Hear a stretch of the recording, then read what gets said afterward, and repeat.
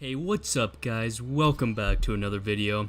Now, this video is a bit different than my other ones. It's gonna be about Laika, the space dog. Laika is the first ever organism to orbit Earth. This was a huge step in space travel, right? But Laika's story has a really sad and tragic ending. I was really intrigued by this story ever since I found out about it.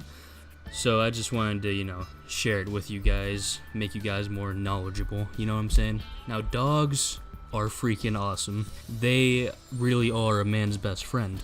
I absolutely love dogs, and I'm sure most of you would agree. Now, I don't know about you guys, but seeing a dog, in pain from abandonment, neglect, or any sort of, harm is just super sad, and really, most of the time, they don't deserve it. Movies like Old Yeller, Where the Red Fern Grows, like all those movies are just super sad. But those are just movies. But when it comes to real life, that's even worse.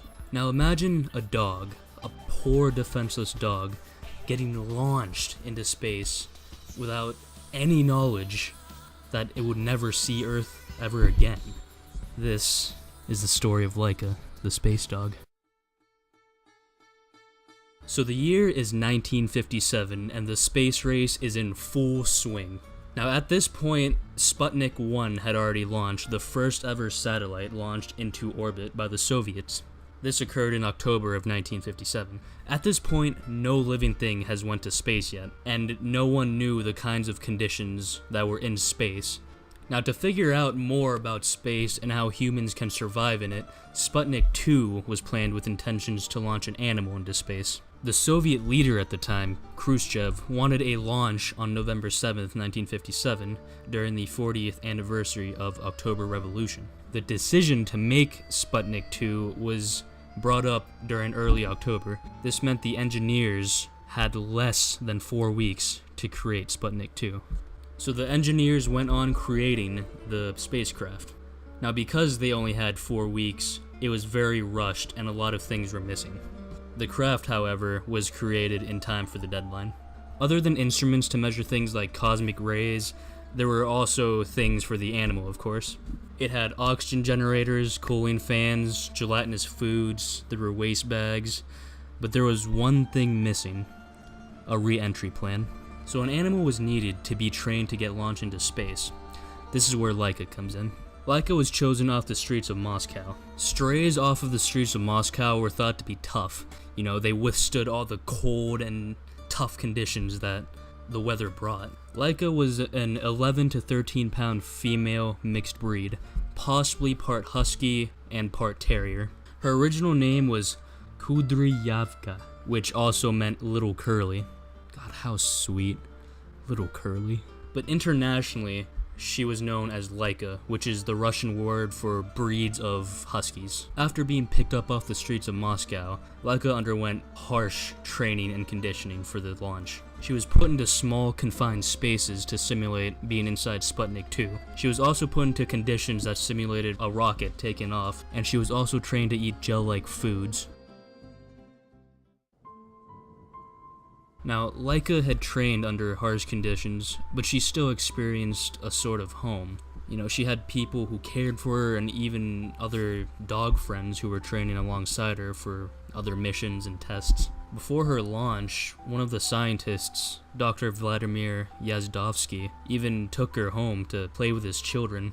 He would later go on to write, "Laika was quiet and charming. I wanted to do something nice for her. She had so little time left to live." On November 3rd, 1957, Laika was prepared for her one-way trip into space. At the site, a technician stated, "After placing Laika in the container and before closing the hatch, we kissed her nose and wished her bon voyage, knowing that she would not survive the flight." The launch had gone according to plan, and everything seemed fine until a thermal insulation tore loose. The cabin reached temperatures of up to 104 degrees Celsius. Scans from Earth showed that Laika was under a lot of stress, and it was to be expected. Laika continued eating her gelatinous food and holding in there for around 5 to 7 hours. No further signs of life was received from the spacecraft afterwards. I'm not sure how authentic this is, but I found this online saying that it was Laika's last radio transmission. A lot of different sources give different explanations on how Laika actually died. Some say it was a lack of oxygen, a battery failure, or the Soviets euthanizing her through poisonous foods. But in the early 2000s, a scientist involved eventually came out and stated that Laika died from overheating. He later states, "It turned out that it was practically impossible to create a reliable temperature control system in such limited time constraints." So who knows what would have happened if Sputnik 2 was given a larger time frame to make compared to the 4 weeks given. Maybe a re-entry plan would have been created. Maybe a more stable temperature control system would have been created. Who knows? Sputnik 2, 5 months later, disintegrated with the remains of Laika after re-entry on April 14th, 1958. Now everyone around the globe cheered Laika on. A living organism orbiting the Earth was huge. It was one of the biggest events in recorded history. But everyone around the globe was also blind to the fact that Laika was actually on a one-way trip. After it was found out that Laika was not returning, a huge debate was sparked regarding the ethics of animal testing. Laika's sacrifice was a huge development in the space race, but it was at the cost of an innocent animal. All she wanted was a home and a loving family. And, for a short period of time, I guess she did receive that.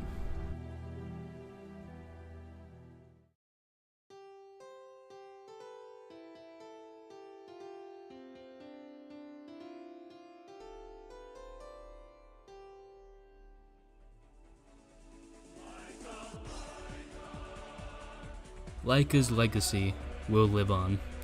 A statue and plaque was created in honor of her at Star City, Russia. I guess Sputnik 2 was a huge part in continuing the space race and continuing space exploration in general. But since I love dogs so much, it just makes me hate this story, this part of history. But what's done is done.